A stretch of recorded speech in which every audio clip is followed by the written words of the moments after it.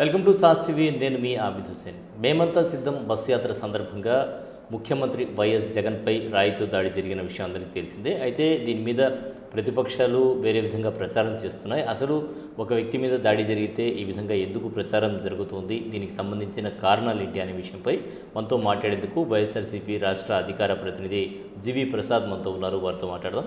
ప్రసాద్, మనం నేను చూసాం ముఖ్యమంత్రి జగన్పై రాయితో దాడి జరిగింది. సో ఈ దాడి జరిగిన తర్వాత సోదరి షర్మిలతో పాటు అందరూ కూడా రకరకాల కామెంట్స్ చేస్తూ ఉన్నారు. సో ఈ కామెంట్స్ని ఏ విధంగా తీసుకోవచ్చు, ఎందుకు ఇటువంటి కామెంట్స్ వస్తున్నాయి ముఖ్యమంత్రి జగన్ మీద? అదేవిధంగా కోడి కత్తితో దీన్ని పోలుస్తూ ఉన్నారు. ఈ పోలిక మీద కూడా మీరేమంటారు? రాష్ట్ర ముఖ్యమంత్రి వర్యులు, వైఎస్ఆర్ కాంగ్రెస్ పార్టీ ఆంధ్రప్రదేశ్ రాష్ట్ర అధ్యక్షులు జగన్మోహన్ రెడ్డి గారు చేపట్టినటువంటి సంక్షేమం కోసం, ప్రజా సంక్షేమం కోసం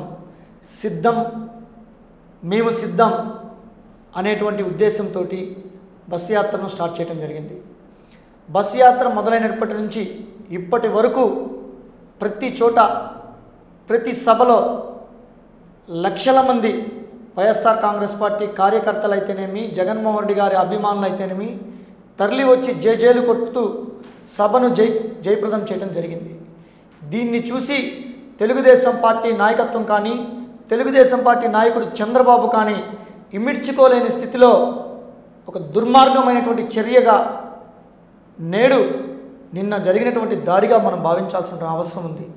ఈరోజు సిద్ధం సభలైతేనేమి, బస్ యాత్ర అయితేనేమి వస్తున్నటువంటి జనాకర్షణను చూసి ఓడిపోతామనేటువంటి ఒక భయంతో ముందస్తుగా ఇటువంటి దాడులకు ఈరోజు తెలుగుదేశం పార్టీ ముందుకు రావడం చాలా సిగ్గుచేటు. అంటే మీరేమో సిద్ధం సభలకు భారీగా జనం తరలి వస్తున్నారని చెప్తున్నారు.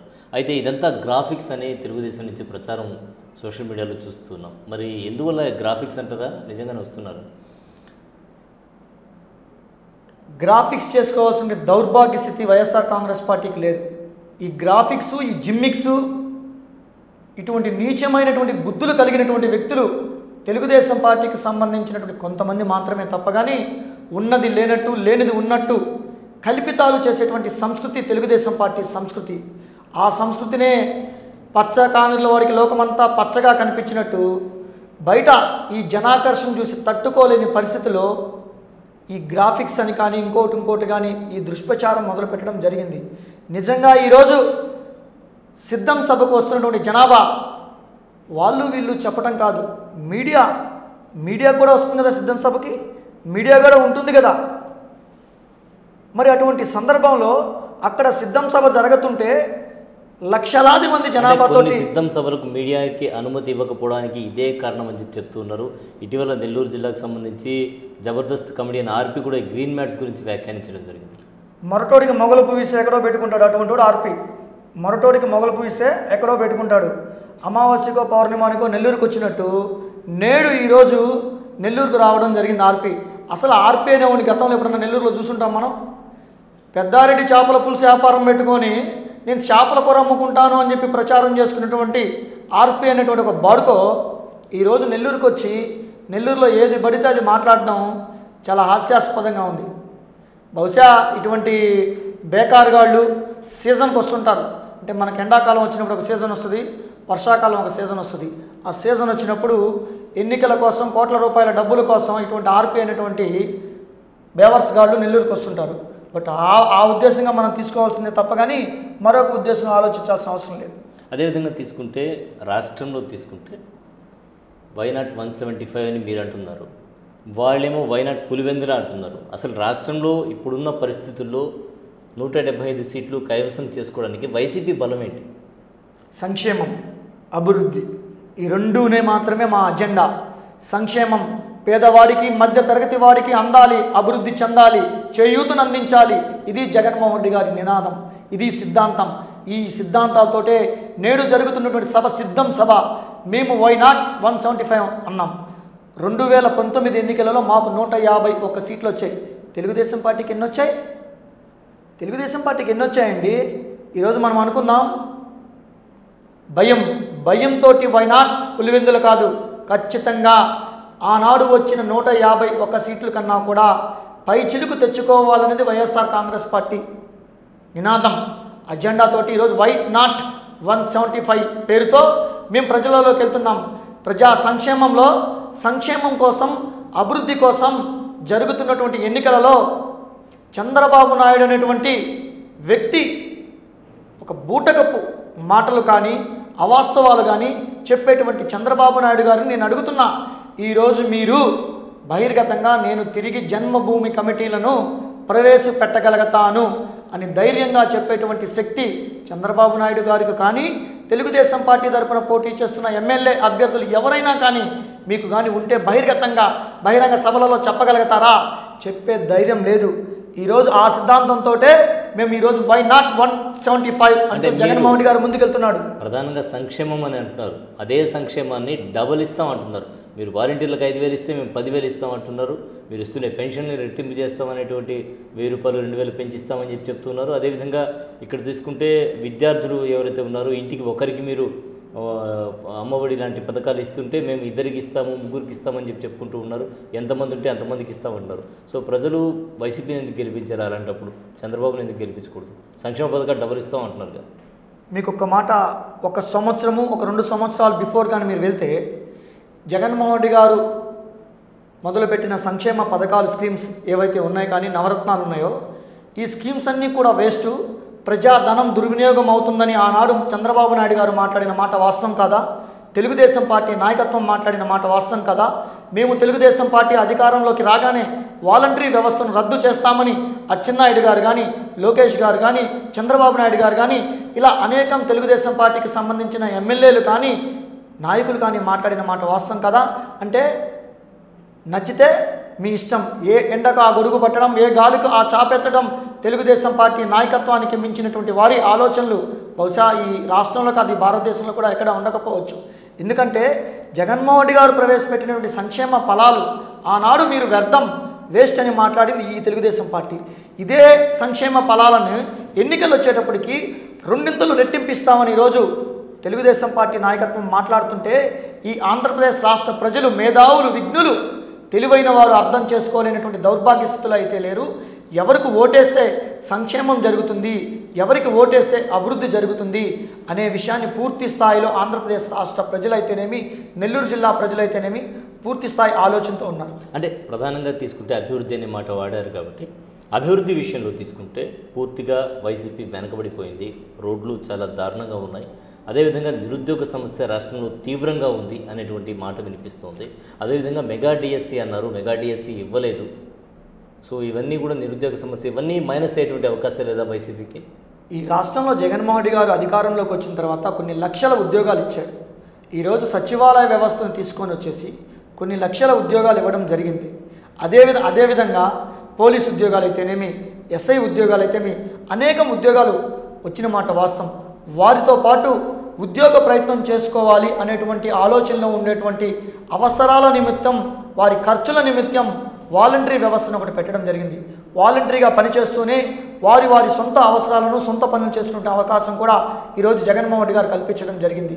ఇవన్నీ దృష్టిలో ఉంచుకొని ఈరోజు కొన్ని లక్షల సచివాలయ ఉద్యోగాలు వచ్చినటువంటి సందర్భం మాట వాస్తవం కాదా? ఇవన్నీ కూడా మెగా డిఎస్సి ఇప్పటి నుంచి పెండింగ్ ఉందా? గతంలో చంద్రబాబు నాయుడు గారు ఎందుకు ఇవ్వలేదు? గతంలో చంద్రబాబు నాయుడు గారు ఇవన్నీ ఎందుకు చేయలేదు? ఈరోజు సంక్షేమం అభివృద్ధి అనేటువంటివి 2 ఒక కళ్ళు. అయితే మేమేమంటున్నామంటే మెగా డిఎస్సి ఇస్తామన్నారు, అదేవిధంగా సిపిఎస్ రద్దు, ఇవన్నీ కూడా రానున్న ఎన్నికల్లో తీవ్ర ప్రభావం చూపెట్టే అవకాశం ఉంది.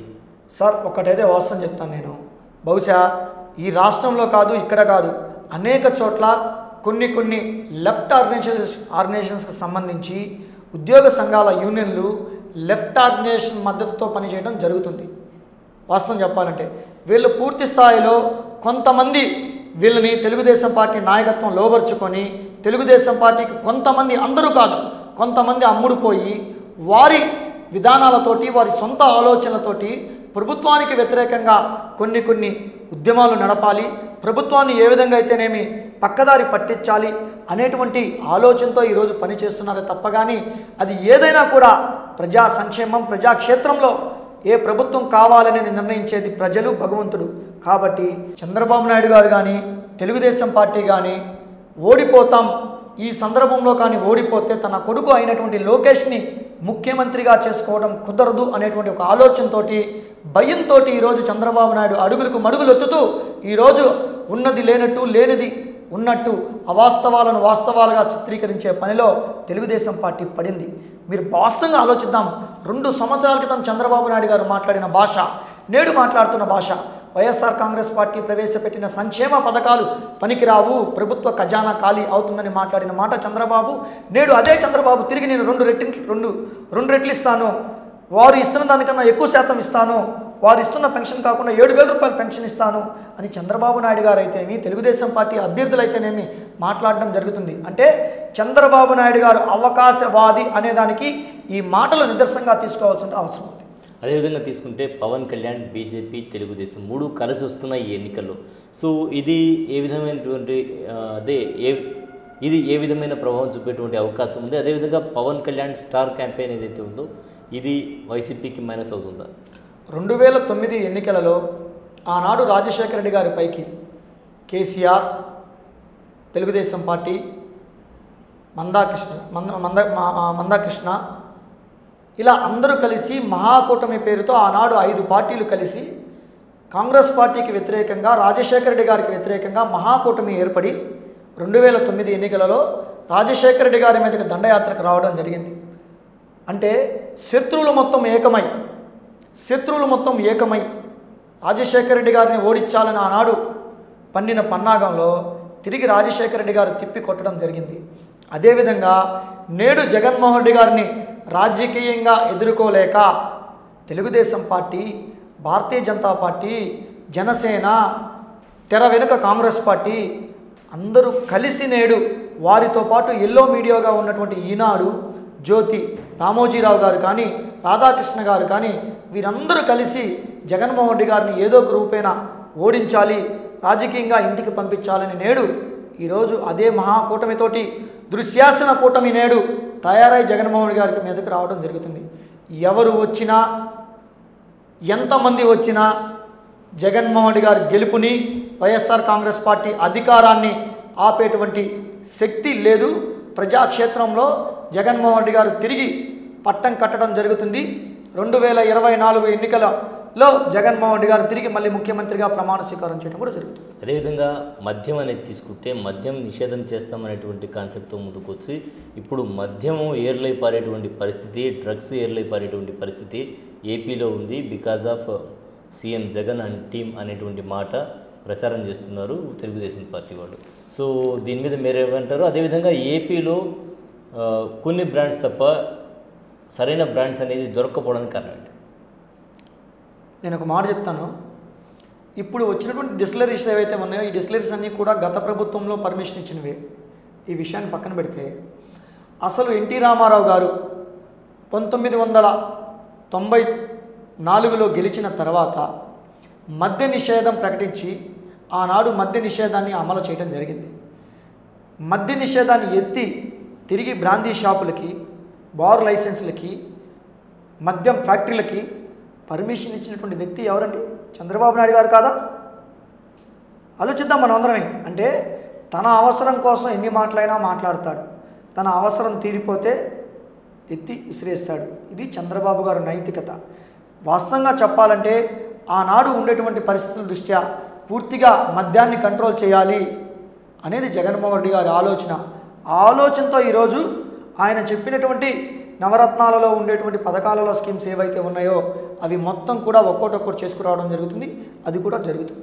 సో ప్రధానంగా మన నెల్లూరు జిల్లా సంగతి తీసుకుందాం. నెల్లూరు జిల్లా సంగతి తీసుకుంటే వ్యక్తిగత కారణాల వల్ల ఏదో కారణాల చేత రాజకీయ నాయకులు పార్టీలు మారుతూ ఉన్నారు. ప్రముఖ నాయకులు కూడా ఉన్నారు దీంట్లో. ఇటు మనుక్రాంత్ రెడ్డి గారు ఇటీవల కాలంలో జనసేన నుంచి మళ్ళీ వైసీపీలోకి రావడం జరిగింది. సో దీని మీద కొన్ని కామెంట్స్ అయితే వినిపిస్తూ ఉన్నాయి.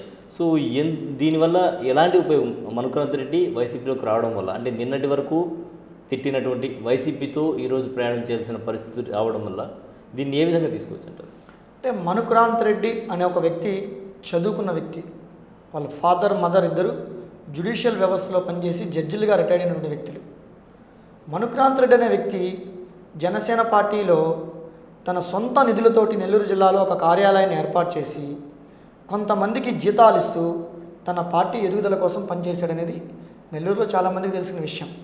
అయితే తన పార్టీలో తనకు తగిన గుర్తింపు రాలేదు, తనకు సీట్ రాలేదు, లేదా తనకి ఇన్ఛార్జ్ రాలేదు, ఇవన్నీ పక్కన పెడితే, తన పార్టీలో ఉండేటువంటి సొంత విషయాలు పక్కన పెడితే, మనుక్రాంత్ రెడ్డి లాంటి వ్యక్తి వైఎస్ఆర్ కాంగ్రెస్ పార్టీలోకి రావడాన్ని వైఎస్ఆర్ కాంగ్రెస్ పార్టీ పూర్తి స్థాయిలో స్వాగతిస్తుంది. ఎందుకంటే మనుక్రాంత్ రెడ్డి ఒక ఉన్నతమైనటువంటి చదువుకున్నటువంటి కుటుంబాన్ని నుంచి వచ్చిన వ్యక్తి కాబట్టి వైఎస్ఆర్ కాంగ్రెస్ పార్టీ మాకు జరిగేటువంటి ఎన్నికల ముందు ఎవరు వచ్చినా కూడా వైఎస్ఆర్ కాంగ్రెస్ పార్టీకి మేము పనిచేస్తాం, వైఎస్ఆర్ కాంగ్రెస్ పార్టీ కరపత్రాన్ని ప్రజలకు ఇచ్చి వైఎస్ఆర్ కాంగ్రెస్ పార్టీ ఫ్యాన్ గుర్తుకు ఓటేయమని జగన్మోహన్ రెడ్డి గారిని గెలిపించమని, దానికోసంగా మిగతా పార్టీల నుంచి ఎవరు వచ్చినా కూడా మేము స్వాగతిస్తాం. అదే ఉద్దేశంతో ఈరోజు మనుక్రాంత్ రెడ్డి గారు వైఎస్ఆర్ కాంగ్రెస్ పార్టీలో చేరతానంటే మా నెల్లూరు పార్లమెంట్ అభ్యర్థి అయినటువంటి విజయసాయిరెడ్డి గారి, అలాగే జిల్లా అధ్యక్షులు పర్వతిరెడ్డి చంద్రశేఖర్ రెడ్డి గారు, నెల్లూరు రూరల్ నియోజకవర్గ అభ్యర్థిగా ఉన్నటువంటి పెద్దలు మాజీ మంత్రివర్యులు ఆదాల ప్రభాకర్ రెడ్డి గారు, అలాగే నెల్లూరు సిటీ అభ్యర్థి ఖలీల్ గారు, వీరందరి కలిసి వీరితో పాటు డాక్టర్ అనిల్ కుమార్ యాదవ్ గారితో మనుక్రాంత్ రెడ్డి గారు కూడా మాట్లాడడం జరిగింది. వీరందరి సహాయ సహకారాలతో నేను వైఎస్ఆర్ కాంగ్రెస్ పార్టీ గెలుపు కోసం వైఎస్ఆర్ కాంగ్రెస్ పార్టీకి కృషి చేస్తాను, పని చేస్తాను అని మనుక్రాంత్ రెడ్డి గారు చెప్పడం జరిగింది. కాబట్టి మా నాయకులు కూడా, మా సీనియర్ నాయకులు పెద్దలు కూడా మనుక్రాంత్ రెడ్డి గారి ఇంటికి వెళ్ళి వైఎస్ఆర్ కాంగ్రెస్ పార్టీలోకి సాదరంగా రమ్మని ఆహ్వానించడం జరిగింది. అలాగే సిటీ నియోజకవర్గం తీసుకుంటే ఖలీల్ వర్సెస్ నారాయణ ఎలా ఉండిపోతుంది? అసలు నారాయణ అనే వ్యక్తి ఎవరు? 4.5 సంవత్సరం క్రితం వరకు, లేకపోతే 4 సంవత్సరాల క్రితం వరకు నారాయణని ఈ నెల్లూరు జిల్లాలో ఉండేటువంటి మీడియా ప్రతినిధులు కూడా కలిసేటువంటి శక్తి ఉందా?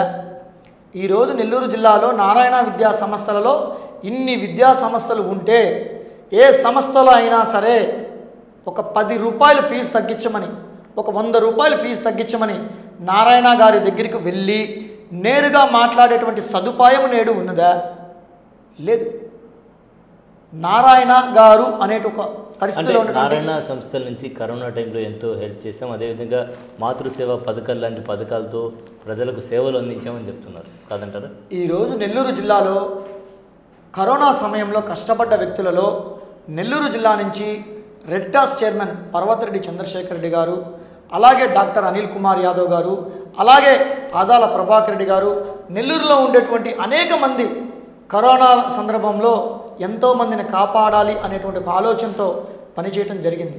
అంతే తప్పగానే కరోనా సందర్భంలో ఏ ఇంటికైనా, ఏ గడపకైనా పోనీ నెల్లూరు జిల్లాలో ఉండేటువంటి ఏ ఓటర్ అయినా సరే నారాయణ గారికి ఫోన్ చేసి మాట్లాడినటువంటి దాఖలాలు ఉన్నాయా అనేది నెల్లూరు నగర ప్రజలందరూ కూడా ఆత్మవిమర్శ చేసుకోవాల్సినటువంటి అవసరం ఉంది. నారాయణ గారు నెల్లూరు జిల్లాలో ఉండేటువంటి కొంతమందికి మాత్రమే పరిమితం అవుతాడు, ప్రజలకు కాదు, ఓటర్లకు కాదు. నారాయణ గారిని కలవాలి అంటే కనీసం అది రోజులు కాదు కదా, నెలలు కూడా పట్టేటువంటి పరిస్థితి ఉంటుంది. ఖలీల్ బాయ్ని కలవాలంటే రాజీవ్ భవన్ ఉంది, ఇక్కడ జగనన్న భవన్, ఈ భవన్కి వస్తే నేరుగా కార్యాలయంలో ఉంటాడు Khaleel bye. Khaleel bye Ao, Khaleel bye MRO office దాకా పోదాం అంటే ఖలీల్ బాయ్ వస్తాడు ఎంఆర్ఓ ఆఫీస్కి. ఖలీల్ బాయ్ స్పందన కార్యక్రమానికి కలెక్టర్ ఆఫీస్ దాకా పోదాం రాబాయ్ అంటే ఖలీల్ బాయ్ వస్తాడు. నారాయణ వస్తాడా? నారాయణని మీరు ఖలీల్ని కలిసినంత ఇదిగా నారాయణని కలిసేటువంటి అవకాశం ఉందా? అంటే రేపు ఎమ్మెల్యే అయిన తర్వాత కూడా ఈ పరిస్థితి ఉంటుందా? 100% ఉంటుంది. ఏనాడైనా సరే ఖలీల్ అనేటువంటి వ్యక్తి ఒక సామాన్యుడు, మధ్యతరగతి కుటుంబాల నుంచి వచ్చినవాడు. ఖలీల్ దగ్గర కోట్ల రూపాయల డబ్బులు లేకపోవచ్చేమో, కానీ ఖలీల్ అనేటువంటి వ్యక్తి సిపిఐ నుంచి లెఫ్ట్ ఆర్గనైజేషన్లో పనిచేసి వచ్చినటువంటి వ్యక్తి కాబట్టి లెఫ్ట్ ఆర్గనైజేషన్లో పనిచేసినటువంటి కొంతమంది ప్రజా సమస్యల కోసం ఎలా పరిష్కరించాలని కొంత అవగాహన ఉంటుంది. ఆ పరిధిలో ఈరోజు ఖలీల్ అనేటువంటి వ్యక్తి ప్రజలకు అందుబాటులో ఉంటాడు. ప్రజల సమస్యలు పరిష్కరించడానికి అది మున్సిపల్ కార్యాలయమా, తాలూకా ఆఫీసా, లేకపోతే కలెక్టర్ కార్యాలయమా అనేది పక్కన పెడితే ఎక్కడికైనా అందుబాటులో ఉండేటువంటి వ్యక్తి ఖలీల్. అంటే నెల్లూరులో తీసుకుంటే ఖలీల్ విజయానికి సహకరించే అంశాలు ఏముంటాయండి? అనేక ఉన్నాయి. ఏమున్నాయి?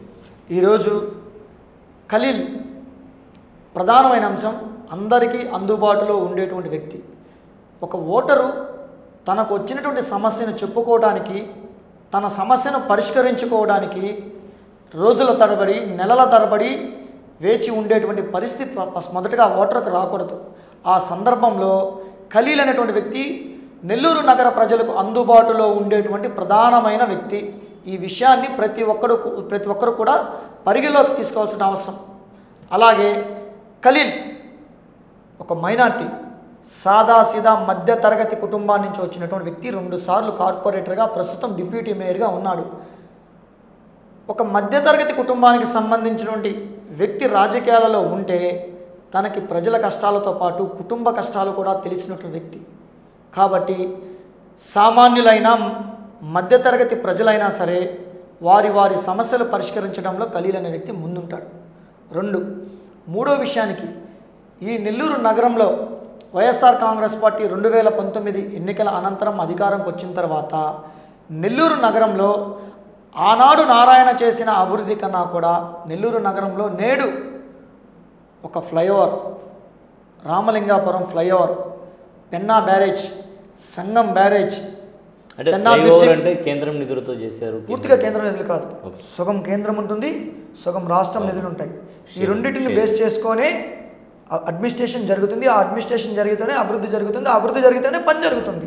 దీన్ని కూడా మీరు కొంచెం గుర్తించాల్సిన అవసరం ఉంటుంది. కేంద్రం నుంచి నేరుగా నిధులు రావండి. మేము అనేది ఈరోజు అనేకం జరిగాయి.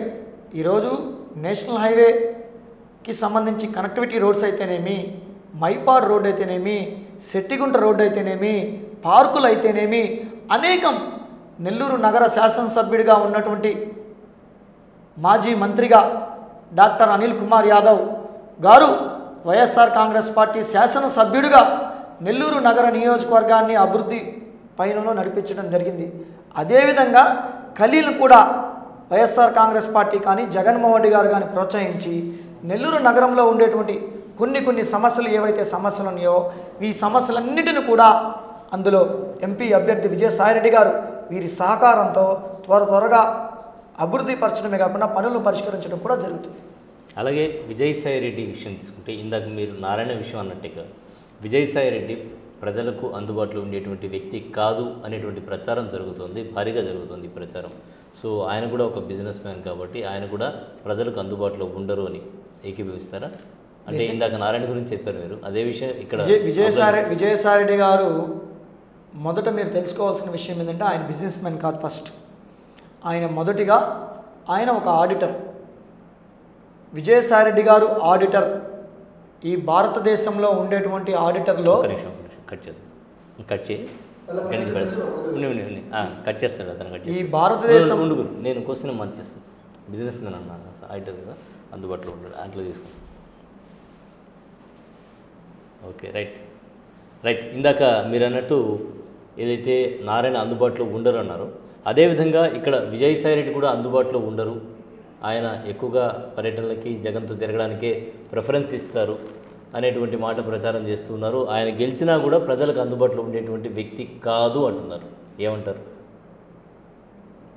వాస్తవంగా చెప్పాలంటే విజయసాయిరెడ్డి గారి గెలుపు నెల్లూరు జిల్లాకు చాలా అవసరం. కారణం ఏంటంటే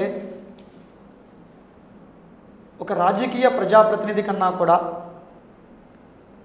ఒక కాంట్రాక్టర్ కన్నా కూడా, ఒక వ్యాపారస్తుడు కన్నా కూడా ఆడిటర్ గారికి, ఒక ఆడిటర్ వృత్తిలో ఉండేటువంటి వ్యక్తికి మిగతా కంపెనీలతో కానీ అనేక సంస్థలతో కానీ సత్సంబంధాలు ఎక్కువగా ఉంటాయి. ఈరోజు భారతదేశంలోనే విజయసాయిరెడ్డి గారు పెద్ద ఆడిటర్. ఆయన సహకారంతో అనేకం ఫార్మా కంపెనీలు కానీ అనేక పరిశ్రమల ద్వారా కానీ నెల్లూరు జిల్లాలో విద్యార్థులకు కానీ యువతకు కానీ ఉద్యోగాలు తేగలిగేటువంటి ప్రధానమైన అంశం ఆయనకు ఒక్కడికి మాత్రమే ఉంది. ఇప్పుడు ఒకటి, ఆయన నెల్లూరు నగరంలోనికి కానీ నెల్లూరు జిల్లాకు కానీ ఆయన ఏమీ చేయలేదు అని చెప్తున్నారు. ఆయన స్వగ్రామం అయినటువంటి తాళపొడి నెల్లూరు నుంచి 20 కిలోమీటర్లలో తాళపొడి గ్రామం ఉంటుంది. ఈ స్వగ్రామంలో ఆయన రోడ్లు అయితేనేమి, కాలువలు అయితేనేమి, వాకింగ్ ట్రాక్ అయితేనేమి, ప్రజల అవసర నిమిత్తం ఒక చెరువు అయితేనేమి, తన స్వగ్రామానికి ఎక్కడ ఉన్నా కూడా తనకు అవకాశం వచ్చినప్పుడు తన స్వగ్రామాన్ని అభివృద్ధి చేసుకోవటం జరిగింది. బహుశా ఈరోజు నెల్లూరు జిల్లాకు విజయసాయిరెడ్డి గారు పార్లమెంట్ అభ్యర్థిగా రావడం నెల్లూరు జిల్లా ప్రజలకు ఒక వరం. అటువంటి సందర్భంలో విజయసాయిరెడ్డి గారి గెలుపు నెల్లూరు జిల్లా అభివృద్ధికి ఒక మలుపు కనుక విజయసాయిరెడ్డి గారిని నేరుగా ఎదుర్కోలేక తెలుగుదేశం పార్టీకి సంబంధించిన కొంతమంది అయితేనేమి, వైఎస్ఆర్ కాంగ్రెస్ పార్టీకి వ్యతిరేకులు అయితేనేమి, జగన్మోహన్ రెడ్డి గారికి వ్యతిరేకులు అయితేనేమి, ఏదో ఒక రూపేణా విజయసాయిరెడ్డి గారి మీద బురద చల్లాలి అనేటువంటి ఒక ఉద్దేశంతో ఈ దుష్ప్రచారాన్ని మొదలుపెట్టడం జరిగింది. కానీ విజయసాయిరెడ్డి గారి గెలుపు నెల్లూరు జిల్లాకి ఒక అభివృద్ధికి మలుపది. ఇది ప్రతి ఒక్క చదువుకున్న వ్యక్తి కానీ వ్యాపారస్తులు ఖచ్చితంగా ఉంటాడు. బహుశా గతంలో మీరు తెలుసో తెలీదో శాసనసభ్యులు మాత్రమే అందుబాటులో ఉండేవాళ్ళు. పార్లమెంట్ అభ్యర్థి పెద్దగా ప్రజలకు అందుబాటులో ఉండే వ్యక్తి కాదు. కానీ విజయసాయిరెడ్డి గారు గెలిచిన తర్వాత వారానికి 2 రోజుల పాటు నెల్లూరు జిల్లా నెల్లూరు పార్లమెంటుకి సంబంధించి 7 నియోజకవర్గాలు ఏవైతే ఉన్నాయో ఆ 7 నియోజకవర్గాలకి అనేక సదుపాయాలు కానీ, అనేక అభివృద్ధి కార్యక్రమాలు కానీ, అనేక ఉద్యోగాలు కానీ నేను తీసుకువస్తానని చెప్పడం జరిగింది. బహుశా వైఎస్ఆర్ కాంగ్రెస్ పార్టీలో విజయసాయిరెడ్డి గారి పేరు సైరా అంటే ఎంతటి శక్తినైనా పెట్టి పని సాధించగలుగుతాడు అనేటువంటి ఒక నమ్మకంతో వైఎస్ఆర్ కాంగ్రెస్ పార్టీలో ఉండేటువంటి మేము ఈరోజు సైరా అని విజయసాయిరెడ్డి గారిని పిలవడం జరుగుతుంది. కాబట్టి విజయసాయిరెడ్డి గారు గెలిస్తే నేడు నిరుద్యోగులు కానీ, యువత కానీ అనేక మందికి ఉద్యోగాలు వచ్చేటువంటి అవకాశం ఉంటుంది. నెల్లూరు జిల్లా బాగుపడే పరిస్థితి కూడా ఉంటుంది.